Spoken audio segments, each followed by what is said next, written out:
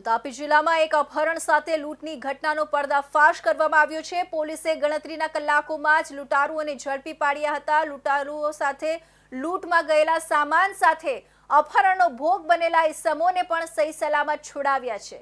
તાપી જિલ્લાના ઉચ્છલ તાલુકાના નારણપુર ગામની સીમમાં કે જ્યાં ઉત્તર પ્રદેશથી સુરત આવતી આંગડિયા પેઢીની ગાડીના 2 ઇસમનું અપહરણ કરીને લૂંટારુઓએ 50,000ની લૂંટ કરી હતી, પરંતુ પોલીસની સતર્કતાથી લૂંટારુઓ ગણતરીના કલાકોમાં પોલીસ જાપ્તામાં આવી ગયા હતા।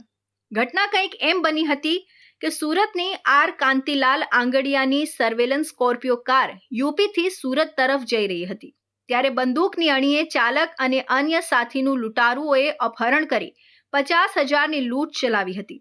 ઘટનાને અંજામ આપી ફોર્ચ્યુનર અને સ્વિફ્ટ ડિઝાયર કારમાં આવેલા કુલ 8 લૂંટારુઓ ફરાર થઈ ગયા હતા, જેની જાણ પોલીસને થતા અલગ અલગ પોઈન્ટ પર તુરંત નાકાબંધી કરીને આરોપીઓને ઝડપી પાડ્યા હતા। આંગડિયા પેઢીના કર્મચારી હતા અને તેમને આ નારણપુરા ગામ પાસે એક ફોર્ચ્યુનર ગાડી આવી અને તેમને આંતરી લીધી અને તેમનું અપહરણ કરવામાં આવ્યું અને તેમની ગાડીમાં 50,000 રૂપિયા જેટલી રકમ હતી એ લૂંટી અને ગુનો આચરવામાં આવેલો હતો। અને આ ફોર્ચ્યુનર ગાડી ઉપરાંત એક સ્વિફ્ટ કાર પણ એમની સાથે હતી આરોપીઓમાં, અને ટોટલ 8 આરોપી હતા। તાપી પોલીસે ચુસ્ત કાર્યવાહી કરીને 8 લૂંટારુઓને ઝડપી પાડ્યા છે। ગુનામાં વપરાયેલી ફોર્ચ્યુનર અને સ્વિફ્ટ કાર, રોકડ રકમ તથા રિવોલ્વર જપ્ત કરાયા છે। પોલીસ હવે ગુનાના મુખ્ય સૂત્રધાર, ગુનાહિત ઇતિહાસ અને ટીપ આપનાર વિશે વધુ તપાસ કરી રહી છે।